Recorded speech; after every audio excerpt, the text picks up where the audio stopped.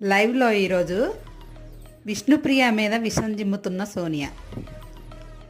తనేదో బ్రెడ్ మాడిపోయిందని ప్రేరణకు చెప్పిందట. అది నచ్చలేదట ఈమెకి. అక్కడి నుండి లేసి వచ్చింది. ఎందుకు అలా లేసి వచ్చావని నిఖిల్ అడిగితే పక్కన కూర్చోబెట్టుకొని కబుర్లు చెప్తుంది. తను నిన్న గేమ్లో ఆడింది, ఉమెన్ కార్డు తీసింది, నన్ను ఎవరు ఇలా టచ్ చేయొద్దు అది ఇదని. తన వల్ల గేమ్ అంతా పాడైపోయిందట, అందరూ డిస్టర్బ్ అయ్యారని చెప్తుంది. అలాగే తన బిహేవియర్ నాకు నచ్చదు, అలాంటి వాళ్ళంటే నాకు నచ్చదు అని నిఖిల్కి నూరు పోస్తుంది.